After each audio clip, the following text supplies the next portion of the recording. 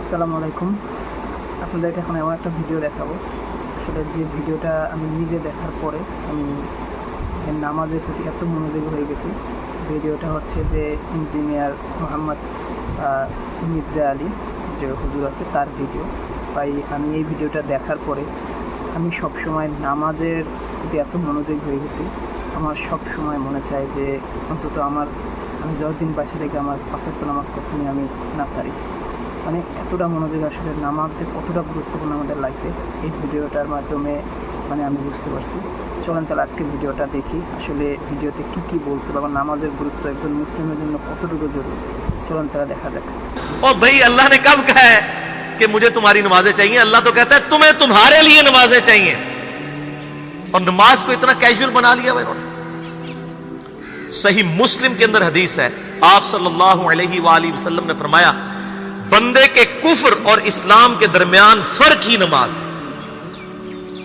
जो नमाज पढ़ता है वो मुसलमान है, और जो नमाज नहीं पढ़ता वो पाकिस्तान के शनाख्ती कार्ड में मुसलमान है। अल्लाह की डेफिनेशन में वो अमलन काफिर है। सही मुस्लिम इंटरनेशनल नंबरिंग के मुताबिक 246 नंबर हदीस है।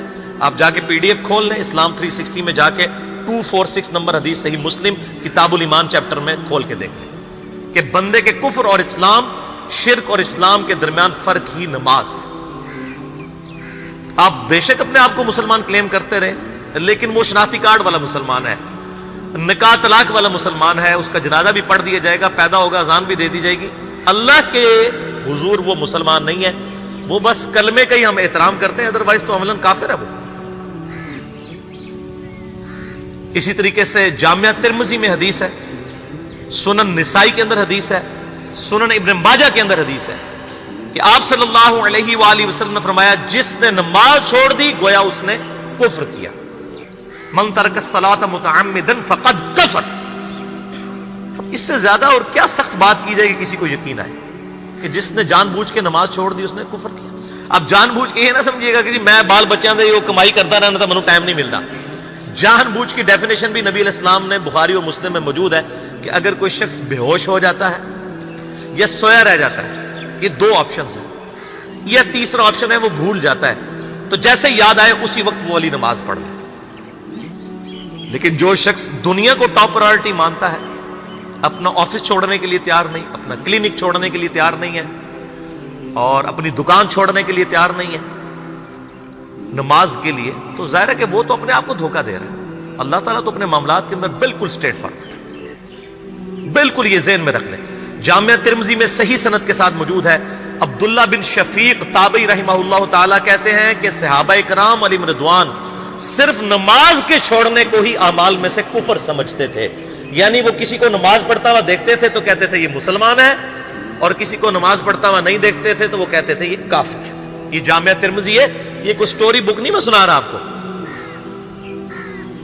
मुस्नद अहमद में सही सनद के साथ हदीस है, नबी सल्लल्लाहु अलैहि वसल्लम ने माज इब्न जबल से फरमाया, माज, अल्लाह के साथ किसी को शरीक न ठहराना, ख्वाह तुम्हारे टुकड़े टुकड़े कर दिए जाए, तुम्हें सूली पे चढ़ा दिया जाए, तुम्हें आग में जला दिया जाए, अल्लाह के साथ किसी को शरीक न ठहराना।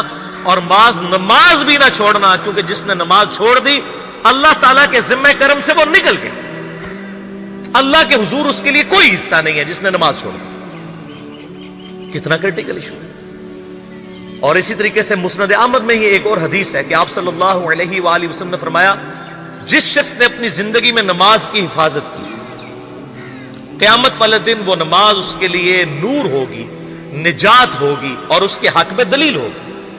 और जिसने नमाजों की हिफाजत नहीं की उसके लिए क़यामत वाले दिन कोई निजात, कोई नूर और कोई दलील नहीं होगी, उल्टा उसका हशर कारून, फिरौन और उबई इब्न खलफ के साथ होगा। वलियादु बिल्लाहि ताला।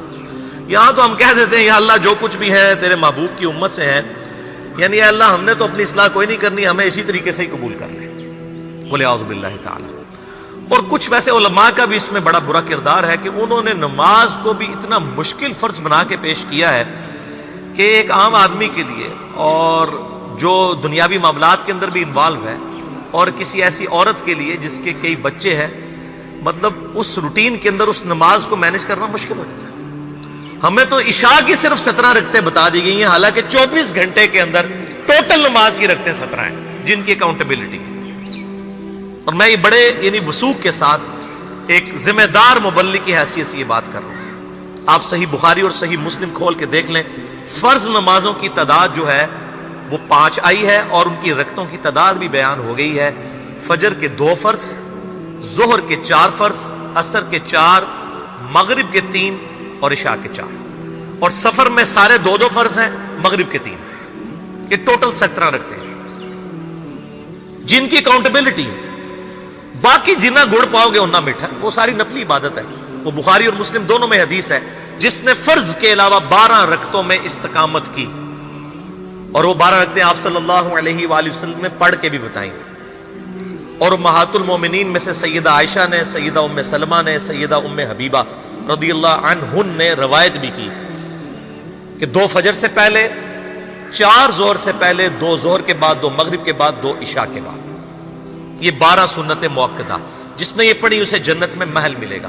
اگر کوئی نہیں پڑھتا تو گنہگاری والا معاملہ کوئی نہیں ہے. اسی طریقے سے اس کے علاوہ ایک اور وطر کی نماز ہے جو سنت موقدہ ہے. وہ سیدنا مولا علی رضی اللہ تعالیٰ عنہ علیہ السلام کا قول ہے کہ وطر سنت ہے, سنت ہے, سنت ہے, مگر اسے مت چھوڑو. ہے سنت ہے لیکن تاکیدی ہے. آپ صلی اللہ علیہ وآلہ وسلم نے سفر میں بھی وطر اور فجر کی 2 سنتیں پڑھی ہیں, لیکن یہ صرف افضلیت کے اعتبار سے تاکیدی ہیں, ان کی اکاؤنٹیبلٹی کوئی نہیں ہے. البتہ یہ ضرور ہے, سنن ابی داؤد میں ایک حدیث ہے کہ جس کی قیامت والے دن فرضوں میں کوتاہی نکل آئے گی تو اللہ تعالیٰ فرمائے گا میرے بندوں کی جو نفلی اور سنت عبادت ہے اس کو تول لو اور فرضوں کے ایکویلنٹ قبول کر لو. تو آپ اگر سنتیں پڑھیں گے تو اس کے ایکویلنٹ نفلوں کی کوتاہی پوری ہو جائے گی, ادروائز اکاؤنٹیبلٹی اس کی کوئی نہیں ہے. یہ ذہن میں رکھیے گا. صحیح بخاری اور مسلم دونوں میں حدیث موجود ہے. ایک صحابی آئے, انہوں نے کہا یا رسول اللہ صلی اللہ علیہ وآلہ وسلم, میں جنت میں جانا چاہتا ہوں, مجھے کوئی شارٹ کٹ بتا دیں. آپ صلی اللہ علیہ وآلہ وسلم نے فرمایا اسلام لانے کے بعد نماز, فرض نماز کو قائم رکھ.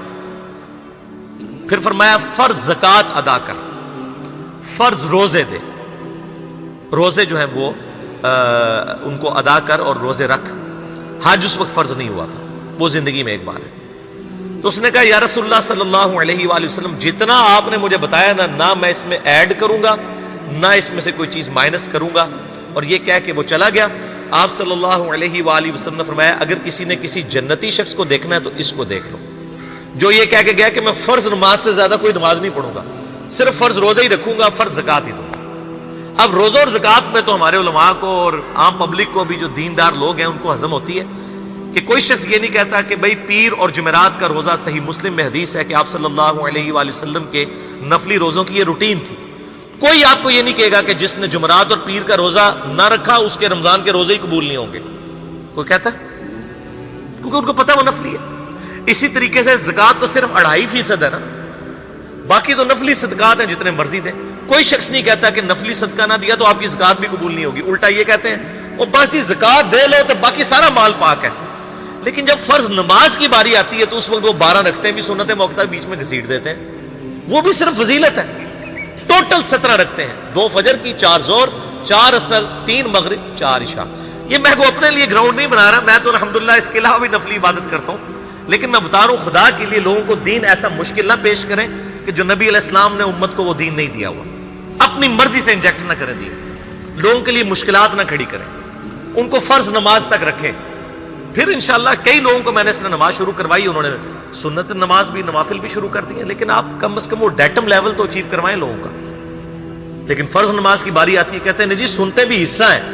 کہاں سے میرے بھائیوں حصہ ہے؟ وہ 17 رکھتے ہیں, سنتیں پڑھیں گے ثواب ہے, نہیں پڑھتے گناہ کوئی نہیں ہے. تو کم از کم فرض تو ادا کریں. اس کے لیے آپ کو ٹوٹل 24 گھنٹے میں میرا خیال ہے 40 منٹ بھی نہیں چاہیے فرض پڑھنے کے. تو اس کے اوپر تو استقامت کم از کم ہم اختیار کریں.